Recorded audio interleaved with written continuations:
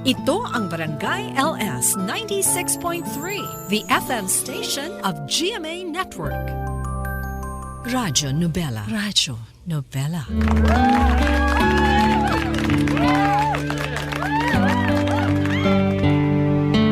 Dear Ate Ruby, masarap sa pakiramdam yung magkaroon ng isang matalik na kaibigan. Yung kaibigan na palagi mong kasama sa mga oras na masaya ka, nalulungkot, o nasasaktan. Pero ang pinakamahirap na part sa pagkakaroon ng best friend ay kapag nahulog na ang loob mo sa kanya. Madaling magmahal, pero mahirap ang magtapat ng nararamdaman mo. Kasi minsan sa sobrang pagmamahal na nararamdaman natin para sa isang tao, natatakot na tayong ipaalam ito sa kanila. Dahil natatakot tayo sa pwedeng mangyari, magbago o masira. Lalo na kung ang pinag-uusapan ay ang matagal nang iniingatan na pagkakaibigan. Hello. Pasensya na kung sa simula pa lang ng sulat ko, medyo madrama na ako. Malalim kasi talaga ang hugot ng kwento na gusto kong ibahagi sa inyo. Ang kwento namin ng best friend ko na kahit kailan ay hindi ko magagawang kalimutan. Neil na lang pala ang itawag niya sa akin. 29 years old na ako at nagtatrabaho bilang copywriter at masugid niyong tagapakinig. Bata pa lang ako, may pagkalampan na talaga ako. Payat kasi ako, hikain, tapos bansot pa. Kaya wala akong masyadong naging kaibigan sa school o kahit sa mga kapitbahay namin. Hindi rin naman kasi ako palalabas ng bahay noon. Mabilis kasi ako mapagod kaya hindi rin ako pinapayagan ng mga magulang ko na maglaro sa labas kasama ng ibang bata. At dahil wala rin akong kapatid, lumaki ako na medyo malungkuting bata. Hanggang sa lumipat kami ng bahay. Grade 3 na ako noon at kahit sa nilipatan kong school ay hirap din ako na magkaroon ng mga kaibigan. Ang masama pa doon, naging tampulan pa ako ng tukso ng mga kaklase ko at ibang estudyante sa school namin. Wala akong naging kaibigan noon. Walang gustong makipagkaibigan sa akin. Parang lahat sila ang tingin sa akin isang bagay na pwedeng asarin at paglaruan. Hanggang sa nakilala ko ang magiging tagapagtanggol ko noong mga panahon na lampa pa ako.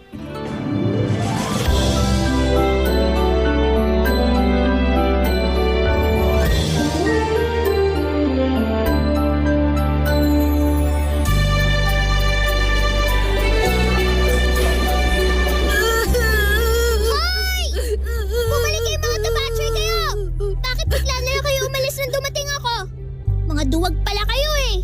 Mahihina na tinutukso nyo! Mga duwag! Ayos ka lang ba? Oo! Wala na ba yung mga kaklase natin na malalaki ang katawan? Wala na. Tumakbo na sila palayo bago pa ako nakalapit sa inyo. Halika, tayo ka na. Ikaw yung bago naming kaklase, di ba? Oo! Ako nga! Neil ang pangalan ko. Ako naman si Tessa. Naku! Ang putik na pala ng uniform mo! Kaya nga eh. Yung isa kasi sa mga kaklase natin, tinulak ako kanina dito sa putikan bago pinagulong-gulong. Salamat nga pala sa ginawa mong pagtataboy sa kanila. Wala yun. Nakakainis naman kasi talaga ang mga lalaking yun. Mahihina lang naman ang tinutukso nila ng ganyan. Subukan nilang gawin sa akin yan. Makikita nila. Palibasa, mga duwag sila eh. Duwag din naman ako eh. Kaya palagi nila akong inaasar ng ganito. Para sa akin, hindi ka duwag. Medyo mahina ka lang kasi nga bukod sa payatot ka na, bansot ka pa. Pinapagaan mo ba ang loob ko o inaasar mo rin ako? Sorry. Ang ibig ko lang namang sabihin, hindi ka kagaya ng mga kaklase natin na palaging nanunukso. Medyo mahina ka lang pero hindi ka duwag na nangaasar ng iba na hindi marunong lumaban. Mas okay na yung maging mahina kasi kaya mong maging malakas. Kesa yung nagtatapang-tapangan ka tapos duwag ka naman pala. Kagaya ng mga kaklase natin na yun. Ang ginaganyan lang nila yung mga alam nilang hindi lumalaban sa kanila. Kasi nga, mga duwag talaga sila. Bakit kasi ang payat-payat ko tapos ang liit ko pa? Kaya tuloy trip na trip nila ako asarin. Pwede ka naman maging malakas kahit payatot at bansot ka. Paano? Isipin mo lang na malakas ka. Tsaka, huwag mong hayaan na ginaganyan ka nila. Dapat marunong ka rin lumaban. Kapag sinipa ka, sapukin mo kaagad. Paano kapag marami sila tapos bigla nila akong pinagtulungan? Di... Tumakbo ka na lang at maghanap ka ng teacher na masusumbungan. Sa takbuhan din pala ang bagsak ko eh. At least hindi ka nila pagtutulungan na pagulungin sa putikan kagaya ng nangyari sa'yo ngayon. Sa bagay, tama ka dyan. Salamat uli Para saan? Nakapag-thank you ka na kanina. Yung pasalamat ko kanina para sa pagtatabay mo sa mga nangaasar sa akin. Yung ngayon, para sa mga sinabi mo na nagpalakas ng loob ko na maging matapang. Wala yun. Basta isipin mo lang na kailangan na maging malakas at matapang ka. Minsan kasi ang katapangan, yan na magpapasaya sa atin kasi wala namang aapi sa atin. Huwag ka mag-alala. Dahil mula ngayon, hindi ka na nila aasarin pa. Lalo na kapag nalaman nila na mag-best friend na tayo.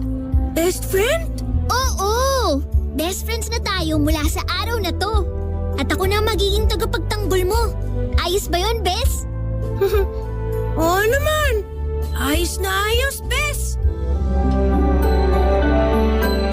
Yun ang araw na simula ng pagiging opisyal naming mag-best friend ni Tessa. Palagi kaming magkasama sa lahat ng oras kapag nasa school kami. At kagaya ng ipinangako niya, siya ang naging tagapagtanggol ko sa tuwing may mga kaklase kami o ibang estudyante sa school na bumubuli sa akin. Inisip ko talaga noon na ang swerte ko. Dahil sa dami ng estudyante sa school namin, ako ang napili ni Tessa na maging best friend niya. Hindi lang dahil sa naging tagapagtanggol ko siya, kung hindi dahil mabait talaga siya at masayahin. Palagi akong tumatawa sa tuwing magkasama kami. Palagi kasi siyang nagjo-joke ng mga kakornihan, pero talaga namang nakakatawa. Nagpatuloy ang pagiging mag-best friend namin ni Tessa hanggang college. Sa parehong university din kasi kami pumasok noon. At siguro kapag nagmamature ang dalawang tao na mag-best friend, lumalalim din talaga ang friendship nila. Pero kung noong mga bata pa kami, si Tessa ang tagapagtanggol ko, naging taga-asar naman niya ako nung maging dalaga at binata na kami.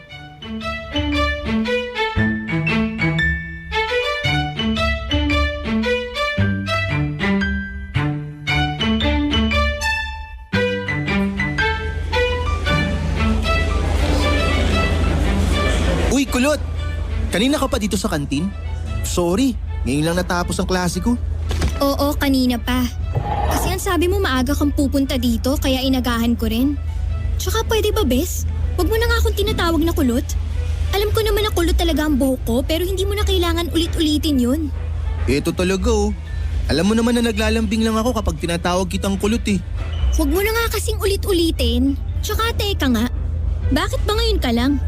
Ang sabi mo sa text kanina, patapos na ang klase mo kaya dito na ako dumiretso sa kantin. Sorry na, kasi nag-extend pa ng 10 minutes yung professor namin kanina. Nagmerienda ka na ba? Hindi pa. Nagugutom na nga ako eh. Sakto kasi may baon akong egg sandwich dito. Oh, eto sa'yo na tong isa. Tapos bumili rin ako ng bottled coffee kanina. Di ba paborito mo to? Wow! Salamat! Buwing-bawi ka sa pagka-late mo ngayon sa usapan natin Ang mahal nitong paborito kong kape pero binili mo pa talaga ako. May iba ka pa bang gustong kainin ngayon? Bibilin ko kasi may extra pa akong allowance. Alam mo, nakakahalata na ako. Anong meron na tong galante mo ngayon? Wala lang. Bakit? Masama bang ilibre kita? Ayaw mo ba nun? Siyempre gusto pero para kasing may mali. Parang hindi normal tong ginagawa mo. Grabe ka naman sa akin, Bes. Anong tingin mo sa akin? Hindi ka kayang ilibre ng mga pagkain na gusto mo? Hindi naman sa ganun. Kilala lang talaga kita. Kaya sabihin mo na sa akin kung ano man yung sasabihin mo. Habang kinakain ko na tong sandwich na binigay mo. Oh? Anong ibig mong sabihin?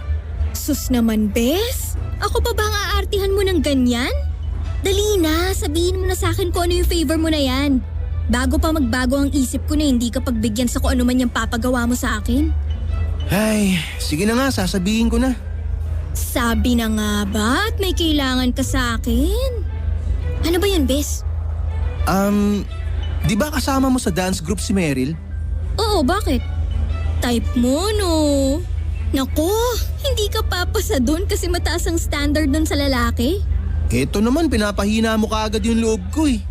Hindi pa nga ako nakakaporma sa kanya, parang ayaw mo na kaagad akong tulungan. Ang lakas pa naman ang tama ako ron. Nire-real talk lang kita, Bes. Pero sige na nga, ilalakad na kita sa kanya. Ano ba kasing nakita mo doon at bigla ka na lang nagkagusto sa kanya? Hindi hamak naman na mas maganda ako tsaka mas makinis ang mukha ko doon.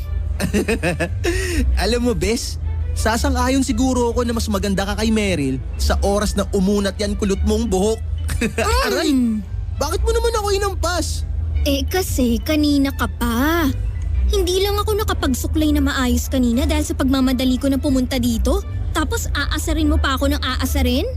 Bes, kahit gaano pa kakulot yung buhok mo, ikaw pa rin ang pinakamagandang best friend ko. Basta, lakad mo ako kay Meryl ha. Mambobola ka lang kapag may kailangan ka eh. Sige na, ako nang bahala na maging close kayong dalawa. Ayun! Thank you, Bes! Payakap nga ako. Teka! Amoy pawis ka na eh! Bumitaw ka na nga sa pagkakayakap mo sa akin. Grabe ka naman sa akin. Basta, ako nang bahala kay Meryl. Galingan mo na lang sa pagporma sa kanya. Hindi naman talaga ganun kakulot ang buhok ng best friend ko. Wavy lang yon, pero kapag hindi nasuklay ng maayos, mabilis magulo. Palagi ko lang talaga siyang inaasar tungkol sa buhok niya. Kahit ang totoo, bagay naman talaga yun sa maganda niyang mukha. Tama rin ang sinabi niya na mas maganda talaga siya kay Meryl dahil natural na makinis at maputi ang kutis ni Tessa. Matangos ang ilong niya tapos makipot pa ang mga labi. Nasa high school kami nang mapansin ko na maganda pala ang best friend ko. Lalo na nung marami sa mga kaklase namin ang nagtangka na manligaw sa kanya. Mabuti na lang at walang natipuhan si Tessa sa mga manliligaw niya noon. Ang sabi niya rin kasi, wala pa sa isip niya ang pagbo-boyfriend at gusto niya na i-enjoy ang buhay estudyante na walang stress sa love life. Para na rin naman daw siyang may boyfriend sa katauhan ko, kaya bakit pa raw siya mag-e-entertain ng manliligaw? Nang mag-college nga kami, ako naman ang maraming niligawan at naging girlfriend. At ang isa sa pinakasineryoso kong ligawan ay ang kasamahan ni Tessa sa dance group nila na si Meryl. Kagaya ng pangako niya, tinulungan niya ako na maging close kami ni Meryl. Naalala ko pa nga ang unang beses na nag-date kami ni Meryl noon. Ang sabi niya, akala niya raw boyfriend ako ni Tessa dahil palagi ako nitong kasama. Natawa naman ako at sinabi ko na hindi pwedeng maging kami ni Tessa dahil wala naman kaming kahit na anong espesyal na nararamdaman para sa isa't isa. Yun ang palagi kong tinatanim sa isip ko, na kahit kailan, hindi ako magkakagusto sa best friend ko. Dahil tinulungan ako ni Tessa, napasagot ko rin si Meryl sa loob ng 1 buwan. Masaya naman ang naging relasyon naming dalawa. Madalas nga kapag nagde-date kami, ayos lang sa kanya na kasama namin si Tessa dahil close din naman silang dalawa. Kaya lang pagkalipas ng 3 buwan na relasyon namin, bigla na lang nakipag-break sa akin si Meryl. Ang sabi niya, hindi niya kayang ibalanse ang oras niya sa pag-aaral, sa dance group nila at sa relasyon naming dalawa. Kaya kailangan niya raw nabitawan ng isa at ako ang napili niyang alisin sa buhay niya. Ayoko pa sanang pumayag na maghiwalay kami pero ayoko rin na ipilit sa kanya ang sarili ko. Kaya kahit sinabi ni Tessa na tutulungan niya na magkabalikan kami ni Meryl, ako na ang pumigil sa kanya na gawin yon. Ayokong ipilit ang sarili ko sa taong binitawan na ako. Kahit alam ko sa sarili ko na seryoso ako sa kanya, hindi pa naman ganun kalalim ang nararamdaman ko para kay Meryl. Kaya tinanggap ko na lang kaagad noon ang pagtatapos ng relasyon naming dalawa.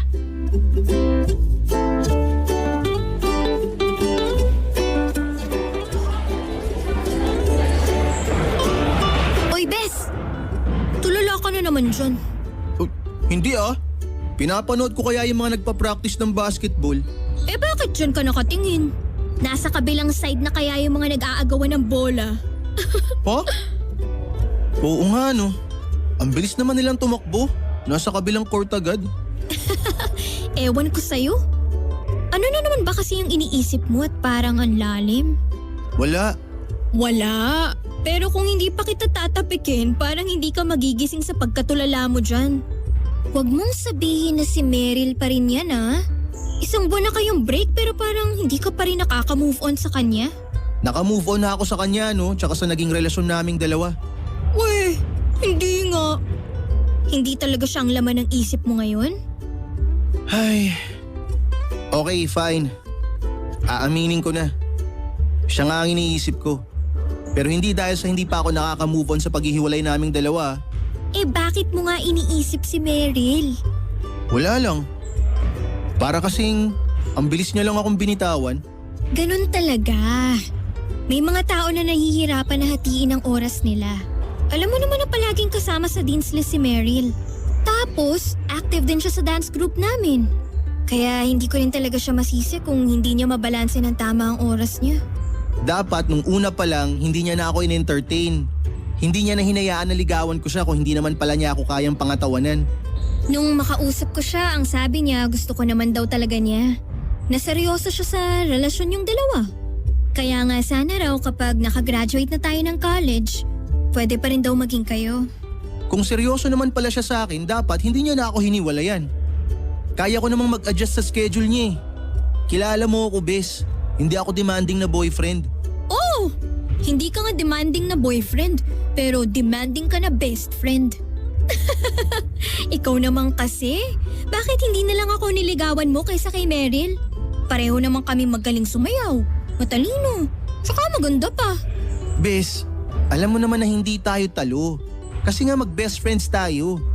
Dapat hanggang mag-best friend lang. Ang mag-best friends, hindi dapat sila nagkakaroon ng relasyon para walang nasisira at walang nasasaktan. Sa mga pelikula lang naman nangyayari yung love story ng mga mag-best friend na nagkakatuluyan sa huli. Dahil sa totoong buhay, walang ganun. Nagbibiro lang din naman ako. Bakit masyado mo namang sineryoso ang sinabi ko? Sorry, nadala lang talaga ako. Pero thank you, Bes, ha. Kasi kahit na alam mong naiipit ka sa amin ni Meryl ngayon, ako pa rin ang palagi mong sinasamahan. Siyempre naman. Ikaw lang ang best friend ko eh. Kaya pa ulit-ulit na ikaw ang pipiliin ko na makasama, Bes. Madalas kong pinaparamdam kay Tessa na wala akong kahit na anong espesyal na pagtingin sa kanya. Sinasabi ko na hanggang best friend lang talaga ang turing ko sa kanya. Kahit ang totoo, parang niloloko ko na ang sarili ko sa tuwing sasabihin ko yun. Aaminin ko na kaagad sa inyo ngayon pa lang na matagal ko nang nararamdaman na hindi lang isang best friend ang pagtingin ko kay Tessa. Hindi nang dahilan kung bakit madalas akong nanliligaw ng mga babae at ayoko na nababakante ako na walang girlfriend. Pakiramdam ko kasi kapag may girlfriend, kahit papano nakakalimutan ko ang kung ano man ay special na nararamdaman ko para sa best friend ko. Kaya lang, nung mag-college na nga kasi kami, mas lumalalim pa yon kaya nahirapan na akong itago sa kanya ang lahat. Dinadaan ko na lang tuloy sa pang-aasar ang lahat para hindi niya mapansin na nagkakagusto na ako sa kanya. Nakatatak kasi talaga sa isip ko na ang mag-best friend hindi dapat tinatalo ang isa't isa. Kaya nga pinigilan ko ang sarili ko na sabihin sa kanya ang totoong nararamdaman ko. Pinigilan ko ang sarili ko na ligawan si Tessa. Dahil marami ang pwedeng masira at mawala kapag nagkaroon kami ng relasyon at hindi nag-work ang lahat. Mas okay na sa akin ang hindi malaman ni Tessa ang nararamdaman ko kaysa mawala siya sa buhay ko bilang best friend ko.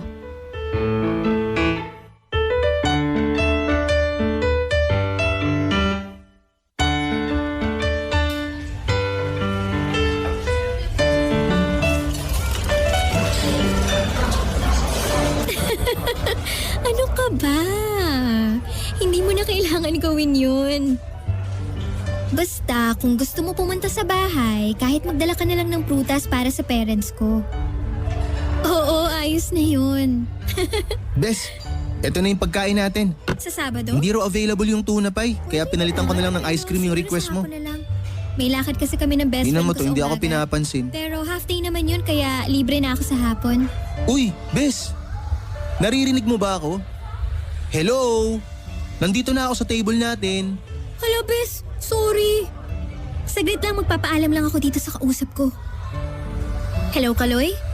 Magla-lunch lang kami ng best friend ko. Mamaya na lang ulit tayo mag-usap. Oo, tatawagan na lang kita mamaya. Bye! Sorry, bes. Hindi ko napansin na nakabalik ka na pala dito sa table natin. Ayos lang. Sino ba yung kausap mo? Wala lang. Kaklase ko lang sa isang subject ko. Kaklase lang pala. Bakit parang kinikilig-kilig ka pa habang kausap mo siya? Uy, hindi ah. Grabe siya. Lah, di ka pa kinikilig niyan ah. Hindi naman kita hinahawakan pero parang kinikiliti ang tagiliran mo sa laki ng ngiti mo. Sino ba kasi ang Kaloy na yan? Classmate ko nga lang sa isang subject ko. Kung classmate mo lang yan, bakit ang lakas mong maka-high school sa kilig habang kausap mo siya? Alam mo, Bes, ang dami mong napapansin sa akin ngayon. May dalaw ka ba? Sira! Ano tingin mo sa akin? Ikaw? Kasi yung mga tanungan mo sa akin parang ewan. Tapos ang sungit-sungit mo pa. Bakit kasi hindi mo na lang sabihin kung sino talaga yung Kaloy na yan? Akala mo ba hindi ko napapansin na madalas kitang makita na may kausap dyan sa cellphone mo? Tumatawa-tawa ka pa tsaka kinikilig habang kausap mo siya. Sige na nga, ikikwento ko na. Naalala mo yung nag-runner-up na Mr. University last year? Yung lalaking maputi na parang lumalaklak ng gluta? Oo, siya nga. Pero natural na maputi talaga siya. Oh, paano mo naman nalaman na maputi na talaga siya dati pa? Nandun ka ba sa ospital kasama ng nanay niya nung pinanganak siya? Mga asar ka ba? Magtatanong o magkikwento na ako? Ay, sige na, magkwento ka na. So, ayun nga. Classmate ko siya sa isang subject namin. Tapos, nagkasama kami sa isang debate last week. Nagkapalitan kami ng number. Tapos yun, madalas niya na akong tinatawagan. Tapos sabi niya, Liligawan ka niya. Oo, bes! Liligawan niya na raw ako.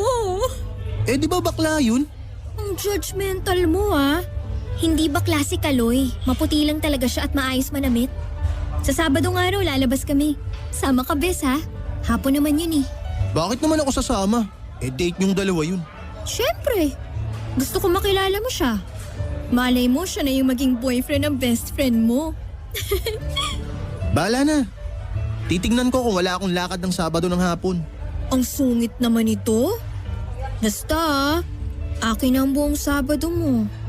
Ngayon lang naman ako hihingi ng favor. Bahala na nga. Kumain na tayo. Kasi baka mawalan pa ako ng gana kapag malamig na itong mga pagkain natin.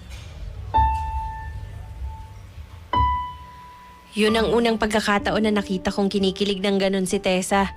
Nagkaroon naman siya ng mga crush nung nasa high school kami pero hindi ko siya nakita nang umiti ng ganun katamis. Iba ang kislap sa mga mata niya habang kausap niya ang Kaloy na yun sa cellphone. Iba ang ngiti sa mga labi niya. Naalala ko tuloy nung unang beses naming makita si Kaloy nung nasa third year college kami. Kasali siya nun sa Mr. University at siya ang nag-first runner-up. Nagka-crush na kaagad si Tessa sa lalaki na yun nang makita siya sa stage. Pero simpleng paghanga lang yun na akala ko mabilis na mawawala. Hindi ko alam kung tadhana bang naglapit sa kanilang dalawa nung maging magkaklase sila nung nasa fourth year na kami. Pero medyo nainis talaga ako dahil sa pangyayari na yun. Siguro nga hindi inis ang nararamdaman ko noon. Baka selos na. Pero hindi ko lang tuluyang maamin sa sarili ko. Dahil takot din akong aminin na matagal ko nang mahal ang best friend ko. Naging masugid na ngang manliligaw ni Tessa si Kaloy.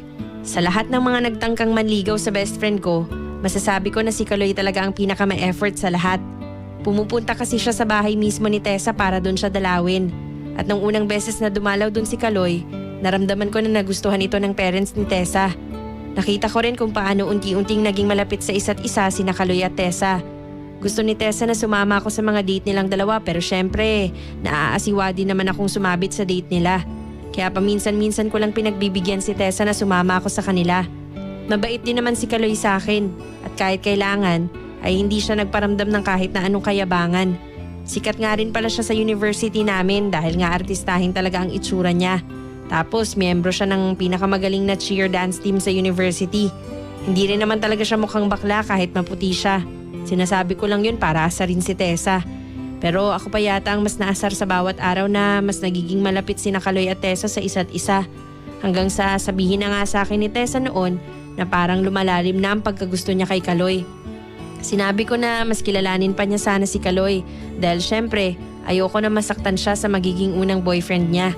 Pero kahit hindi i-share sa akin noon ni Tessa ang tungkol sa feelings niya para kay Kaloy, ramdam ko naman na nahuhulog na talaga ang loob niya sa masugid niyang manliligaw.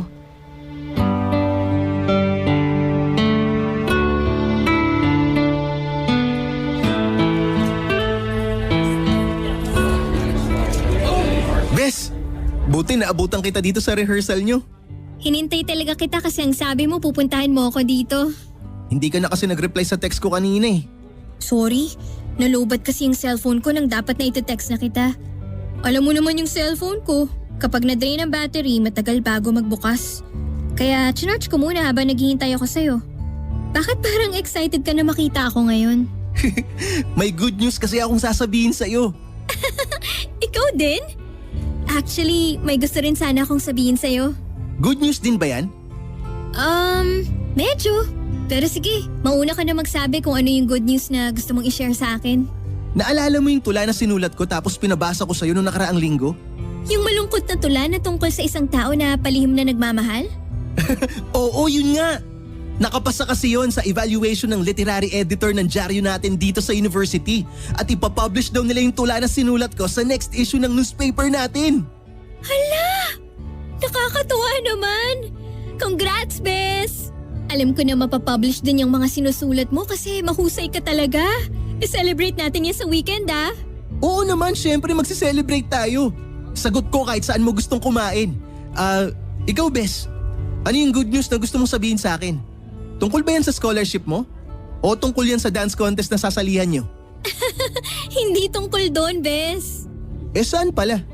Sabihin mo na, dali. Na-excite na ako eh. Tungkol sa amin ni Kaloy. Bes, sinagot ko na siya.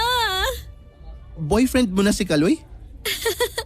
Oo, kanina ko lang siya sinagot. Gusto niya nga sana na sabay kaming umuwi ngayon pero sabi ko, ibigay niya na muna sa ating 2 oras na to. Gusto ko kasi syempre na ikaw ang una makaalam ng tungkol sa aming dalawa. Gusto ko na maging parte ka ng espesyal na araw ko, Bes. Oy, Bes, bakit hindi ka na nagsalita dyan? Wala lang. Ano bang dapat kong sabihin? Hindi ka ba masaya para sa akin? Masaya, syempre. Pero kasi, hindi ba parang masyado pang maaga para sagutin mo siya? May 4 na buwan namang nanligaw si Kaloy sa akin. Nakita mo rin naman ang effort niya, di ba? Tsaka ramdam ko naman na mahal niya talaga ako. Kaya wala na ako nakikitang dahilan para hindi siya sagutin. Bes, galit ka ba kasi hindi mo na ako nagpaalam sa'yo bago ko siya sinagot? Hindi no. Bakit naman ako magagalit? Basta kung saan ka masaya, dun ako. Best friend mo ako eh. Kaya kung ano o sino ang magpapasaya sa'yo, susuportahan ko yun. May kiro talaga akong naramdaman noon sa puso ko nang sabihin sa akin ni Tessa ang tungkol sa relasyon nila ni Kaloy. Medyo nag-init din ang sulok ng mga mata ko noon pero hindi naman ako naiyak. Hindi ko nga maintindihan ang nararamdaman ko noon. Dapat masaya ako para sa best friend ko pero napapatanong ako ng mga oras na yun kung bakit parang nasasaktan ako. Dahil ba yun ang unang pagkakataon na nagkaroon ng boyfriend ang best friend ko? O dahil mahal ko na talaga siya at nanghihinayang ako na hindi ako ang boyfriend niya? Pero lahat ng kirot na naramdaman ko noon, pilit ko lang din na itinago mula kay Tessa. Pinakita ko na masaya ako para sa kanilang dalawa ni Kaloy. Hindi na rin ako masyadong sumasama sa date nilang dalawa para hindi na ako masyadong masaktan. Kaya lang, nagsimula na ring mawala sa akin ang oras at atensyon ni Tessa. Doon ako mas lalong nalungkot at doon ko siya nagsimulang mamiss. Yung mga lunchtime na palagi kaming sabay na kumakain, mga weekend na kaming dalawa lang ang magkasama, at mga oras na wala kaming ibang ginawa kung hindi ang tumawa ng tumawa sa mga baon naming corny jokes. Naisip ko na isa siguro yun sa pinakamalungkot na parte kapag nagmamahal ka ng patago. Dahil hindi lang pagmamahal ang kailangan mong itago, kung hindi pati ang sakit na nararamdaman mo sa tuwing makikita mo ang mahal mo na masaya kasama ang ibang tao.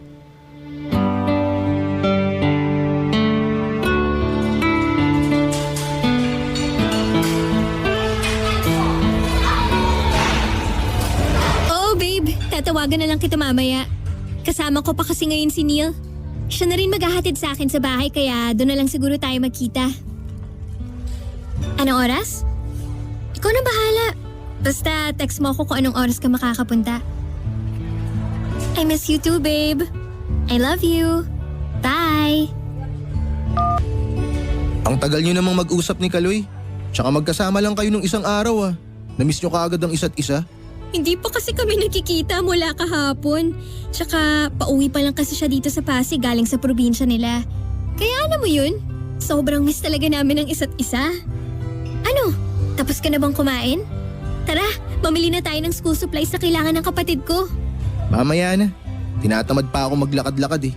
Tsaka para kasing ang bilis ng oras kapag lumabas na tayo dito sa fast food. Pero bes, naisip ko lang. Manood kaya tayo ng sine pagkatapos nating mamili ng school supplies mamaya? Hindi pwede kasi baka gabihin na tayo masyado. Pupunta nga si Kaloy mamaya sa bahay namin. Baka doon daw siya sa amin mag-dinner. Eh di bukas na lang tayo manood ng sine. Panoorin natin yung bagong horror movie na inaabangan natin mag-showing. Nabasa ko yung mga reviews sa internet. Maganda raw yung movie na yun. Sorry, Bes. Hindi rin ako pwede bukas kasi may date kami ni Kaloy. Ay, Bes, kung gusto mo, sumama ka na lang sa amin. Hindi, wag na. Papanoorin ko na lang mag-isa yung movie na yun. Nasanay na rin naman ako mag-isa sa mga lakad na dati tayong dalawa yung magkasama. Grabe siya magtampo. Sorry na, Bes. Next time, babawi talaga ako.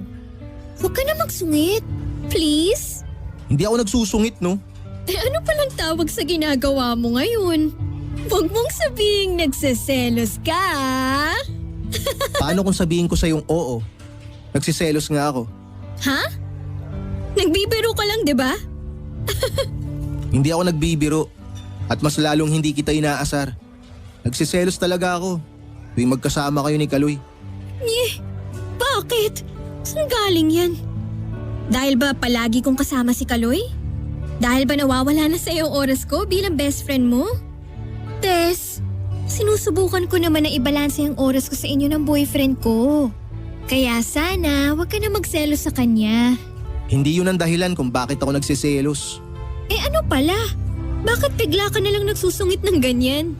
Dahil mahal kita, Tessa. Mahal kita nang higit pa sa isang best friend lang. Ha? Seryoso ka ba talaga dyan sa sinasabi mo? Ay, oo. Seryoso ako. Kailan mo pa naramdaman yan? Kailan mo pa na-realize na mahal mo na ako? Hindi ko alam. Basta bigla ko na lang naramdaman na nasasaktan ako tuwing magkasama kayong dalawa ni Kaloy. Nasasaktan ako sa tuwing nakikita ko na napapasaya ka niya. Na iba yung ngiti sa mga labi mo sa tuwing kasama mo siya. Kung mahal mo ako dati pa, bakit palagi mo na lang akong inaasar? Bakit palagi mo na lang sinasabi na hindi naman ako kagandahan? At palagi mo pinaparamdam sa akin na kahit kailan, hinding-hindi ka magkakagusto sa akin. Ang unfair mo naman, Neil! Ang unfair mo kasi tinago mo sa akin na nararamdaman mo! Sorry, Tessa. Natakot lang naman ako eh. Natakot ako na sa oras na i-entertain ko yung nararamdaman ko para sa'yo, baka mas lumalim pa. Natakot ako na dumating ang oras na hindi ko na kayang itago ang lahat sa'yo. Natakot ako na baka kapag naging tayo at hindi nag-work ang lahat sa atin, masira lang ang ilang taon na pagkakaibigan natin. Kaya hinayaan mo na lang na mawala ako sa'yo? Na magawa ko magmahal ng iba? Para lang mapigilan ko kung ano man tong espesyal na naramdaman ko para sa'yo noon? Ha? Mahal mo rin ako? Ay. Oo. Minahal kita. Minahal kita lalo na nung mga panahon na wala pa si Kaloy sa buhay ko. Tessa, pwede pa rin naman nating subukan, di ba? Kapag hindi tayo nag-work bilang magkarelasyon, pwede naman tayong bumalik ulit sa pagiging mag-best friends. Pero subukan natin please, kahit sandali lang. Subukan natin na iparamdam kung gaano natin kamahal ang isa't isa. Kung dati mo pa sinabi yan, siguro pwede pa. Pero hindi na ngayon, Neil. Pero bakit hindi na? Sinabi mo naman na mahal mo rin ako, di ba? Oo. Minahal kita noon. Pero hindi na ngayon. Hindi na dahil ngayon, si Kaloy na ang tinitibok ng puso ko. Siya kasi ang nagparamdam sa akin ng lahat ng gusto ko maramdaman mula sa'yo. Siya yung nagpa-realize sa akin na dapat itigil ko na ang pagpapatakbo ng oras ko sa mundo ng best friend ko. I'm sorry, Neil. Pero hindi na talaga pwedeng maging tayo. Hindi na. Dahil si Kaloy na ang mahal ko. Parang nag-e-echo sa loob ng tenga ko ang mga silitang binitawan noon ni Tessa. Naminahal niya ako noon pero mas mahal na niya si Kaloy. Ang sakit pakinggan na matagal na pala akong mahal ng taong mahal ko. Pero nagbulag-bulagan lang ako. Masyado kasi akong nagpadala sa takot na baka masira ang pagkakaibigan naming dalawa. Pero hindi ko naisip na mas masakit pala kapag nawala sa akin si Tessa nang hindi niya nalalaman ang nararamdaman ko para sa kanya. Gusto ko pa sana siyang yakapin noon. Gusto kong makiusap sa kanya na ako ang piliin niya. Pero pinigilan ko na ang sarili ko. Hindi dahil sa nahihiya akong magmakaawa sa kanya. Kung hindi dahil alam ko na sa huli, hindi rin naman ako ang pipiliin niya. Ako rin naman ang may kasalanan kung bakit ako nasaktan noon. Dahil masyado akong nagpatalo sa takot. Naalala ko tuloy ang sinabi sa akin ni Tessa nung mga bata pa lang kami. Na minsan, Ang katapangan, yun ang totoong magpapasaya sa amin. Pero dahil nagpakaduwag ako sa nararamdaman ko, hindi ko nakuha ang kasiyahan na dapat para sa aming dalawa ng best friend ko. Mula nung araw na yun, nagkailangan na kaming dalawa ni Tessa. Hindi na kami masyadong nagpansinan sa university o nagtawagan sa cellphone. Hindi ko alam kung hinihintay niya lang ba ako na gumawa ng paraan para magkaayos kaming dalawa. Pero ang naisip ko nun, para saan pa? Wala na akong nakikitang dahilan para muli kaming mag-usap ni Tessa na kagaya ng dati. Magkakailangan at magkakailangan lang kami kapag nagkasama pa ulit kaming dalawa. Hanggang sa makapagtapos na kami sa college at isang simpleng batian lang na congratulations ang binigay namin sa bawat isa. Wala na yung matatamis na ngiti at mahigpit na yakap. Yun nga siguro ang pinakaayoko talaga na mangyari sa amin noon. Ang magkailangan at mag-iwasan kaming dalawa. Pero kung nagawa ko lang na iparamdam sa kanya ng mas maaga ang totoong pagmamahal ko para sa kanya, siguro nagawa rin naming patunayan na hindi lahat ng mag-best friend na uuwi sa best friend zone lang. Maraming taon na ang lumipas mula nang magkaaminan kami ng nararamdaman ni Tessa para sa isa't isa. Ngayon, ilang taon na silang kasal ni Kaloy at may 3 na silang anak. Hindi ako naka-attend ng kasal nila noon pero pumayag ako na maging ninong ng panganay nilang anak. Hindi na rin ako masyadong nasasaktan sa naging kwento namin ni Tessa. May konting panghihinayang pa rin hanggang ngayon pero nagagawa ko ng tawanan ng pagiging torpe at tuwag ko sa kanya noon. Wala eh. Kasalanan ko naman talaga kung bakit hindi namin nasubukan ni Tessa na maging kami noon. Ang importante ngayon, kahit paano bumalik na ang closeness naming dalawa. Siguro pagkatapos kong marinig ang sulat ko na mai-ere sa programa nyo, susubukan ko nang magseryoso sa susunod na babaeng makakadate ko. Ang hirap pala kasi talagang maghanap ng forever, lalo na kung nakakulong ka sa isang malungkot na nakaraan. Pero sa oras na marinig ko na binasa nyo na tong sulat ko, papalayain ko na ang sarili ko. Papalayain ko na ang puso ko mula sa naging malungkot na kwento ng nakaraan namin ni Tessa. Kaya maraming salamat kung sakali man na mapili nyo tong kwento ko. Dahil ibig sabihin nun, oras na para subukan ko na ulit na maging masaya at hanapin ang taong para sa akin. Ako ang inyong kabarangay, Neil. Radyo Nobela. Radyo Nobela. Barangay LS. Barangay LS. Puerte!